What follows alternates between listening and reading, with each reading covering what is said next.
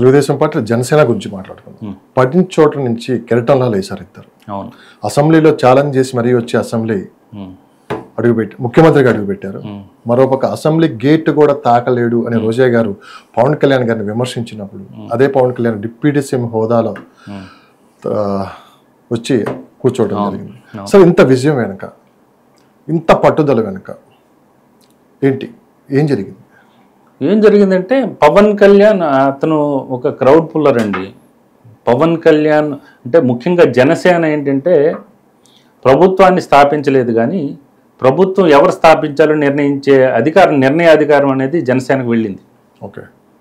ముఖ్యంగా ఉత్తరాంధ్రలో majority vote షేర్ని ప్రభావితం చేయటం, తర్వాత తూర్పుగోదావరి పశ్చిమ గోదావరి అవుట్రేట్గా ప్రభావితం చేయటం, రాష్ట్ర వ్యాప్తంగా ఎంతో కొంత ఓట్ షేర్ తీసుకోవటం, అది తెలుగుదేశం పార్టీ కలిసి వచ్చింది. అగైన్ తెలుగుదేశం పార్టీ ఎక్కడైతే సంస్థాగతంగా బలంగా ఉందో తెలుగుదేశం పార్టీ ఓట్ ట్రాన్స్ఫర్ కూడా ఇటు జరిగింది. పవన్ కళ్యాణ్ ఆయన ఎప్పుడు కూడా తక్కువ అంచనా వేయటానికి లేదు.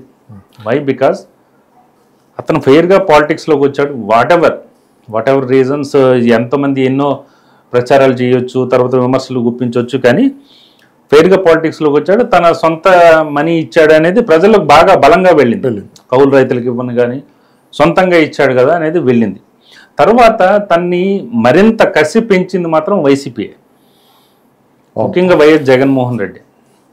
అతను ఆయన స్థాయి కూడా మర్చిపోయి, సీఎం అనే స్థాయి మర్చిపోయి పబ్లిక్గా ఈ భార్యల గురించి, పర్సనల్ లైఫ్ గురించి అది చాలా వరకు ప్రజల్లోకి వెళ్ళింది. ఈ పార్టీ అంటే ఇలాగే ఉంటుందా, ఈ పార్టీ ఎలా ఒకడిని టార్గెట్ చేసి అంత చేస్తుందా, ఎందుకు చేస్తుంది, ఈయన బలాన్ని పెంచింది. మీ సర్వేలో కూడా అడిగారు ఈ ప్రశ్నలు పబ్లిక్ అడుగుతాం, జనరల్ గా అడుగుతాం, భార్యల గురించి కావచ్చు, ఇట్లా అలా ఎందుకు అడుగుతాం, అంటే డైరెక్ట్ గా భాష గురించి అడుగు, భాష గురించి గుడివాడ విషయంలో భాష గురించి అడిగాం. భాష గురించి 82% వ్యతిరేకించారు గుడివాడ ప్రజలు. అది భాష సరికాదు, వ్యతిరేకించారు. ఒక గుడివాడ రాష్ట్రం మొత్తం ప్రభావం చూపిస్తుంది కదా. అలా ఉండదు.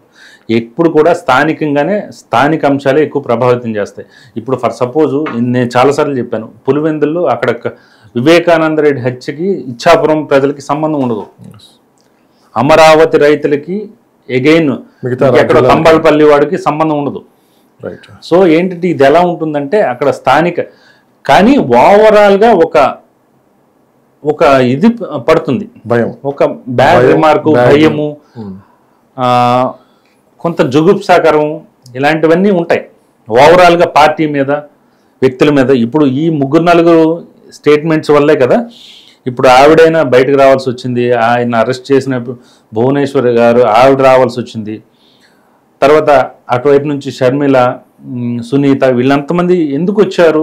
వచ్చినప్పుడు ఏమవుతుంది, ఆటోమేటిక్గా ఈ నెగిటివ్ ప్రభావం అనేది ఉంటుంది కదా ఓవరాల్గా. ఎందుకంటే సొంత చెల్లికే ఇచ్చేయడం, లేకపోతే వాళ్ళు అలాగా తిడుతుండేటప్పుడు, దూషిస్తుండేటప్పుడు ఈయన హెచ్చరించాలి కదా, అది కరెక్ట్ కాదని చెప్పాలి కదా.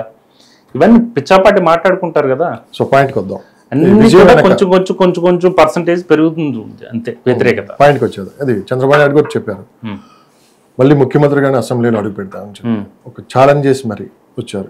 ఈరోజు ప్రతిపక్షమే లేకుండా, ఆ రోజు జగన్మోహన్ రెడ్డి గారు మేము ఒకసారిగా గట్టిగా మాట్లాడితే ప్రతిపక్ష హోదా కూడా మీరు కోల్పోతారు, మీరు 151 మంది నిలబడిగిన చూస్తే మీరంతా పారిపోతారు.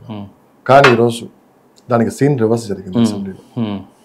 దీన్ని ఎలా చూడొచ్చు అంటే వీళ్ళు రాజకీయాల్లో వ్యూహాలు ఉంటాయి, తర్వాత రాజకీయాల్లో కష్టపడాలి, తర్వాత అభ్యర్థుల ఎంపిక, చాలా ఫ్యాక్టర్స్ పనిచేస్తాయి.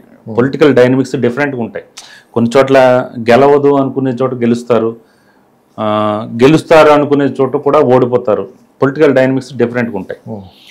అయితే వీళ్ళు ఒక వ్యూహాత్మకంగా కష్టపడ్డారు. ఎన్డీఏ కూటమి ఓట్ ట్రాన్స్ఫర్ కూడా పక్కాగా జరిగింది. కూటమి అనేది సక్సెస్ అయింది, రిజల్ట్ తెలుస్తుంది. తర్వాత చాలా చోట్ల ఓట్ ట్రాన్స్ఫర్ పక్కాగా జరిగింది.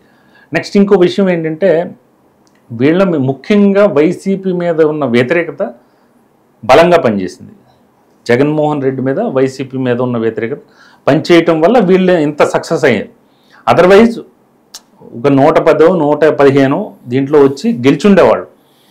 కానీ తీవ్ర స్థాయిలో ఇంత వ్యతిరేకత ఉండటం వల్ల ఈ ఎవరైతే అంచనాలకు అందని ఫిగర్ అనేది దాటింది. చంద్రబాబు నాయుడు గారు, పవన్ కళ్యాణ్ గారు ఊహించి ఉంటారు ఈ ఫలితం. ఊహించలేదు అంటే చెప్పొచ్చు.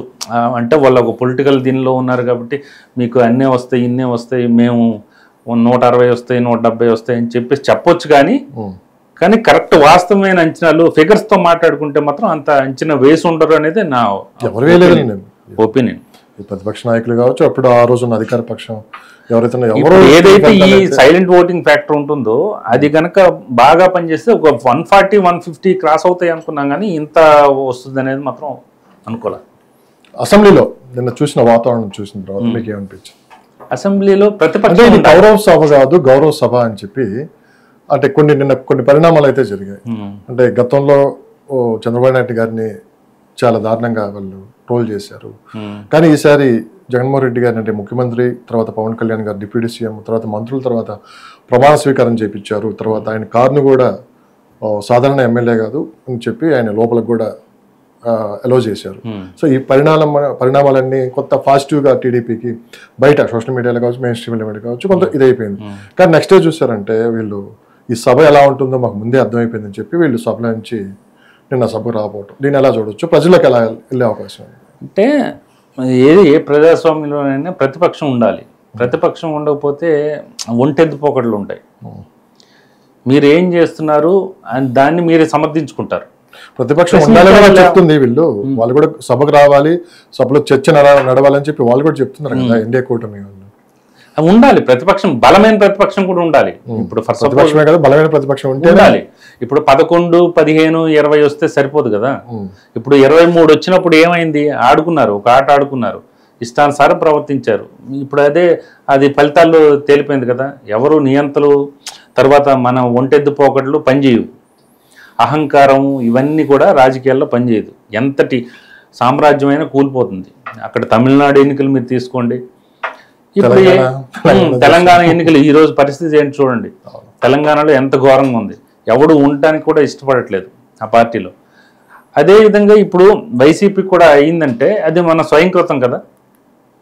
ఎగైన్ బలమైన ప్రతిపక్షం లేనప్పుడు వీళ్ళు కూడా ఒంటెద్దు పోకట్లతో వెళ్ళారనుకోండి, వీళ్ళు చేసినవి చర్యలు వీళ్ళు సమర్థించుకున్నారనుకోండి, అల్టిమేట్గా సఫరర్స్ ఎవరు? ప్రజలు అవుతారు. తర్వాత ప్రజలు సఫర్ అయినప్పుడు ఏమవుతుంది? మళ్ళీ రిజల్ట్స్ వస్తుంది. ఇదంతా సైకిల్.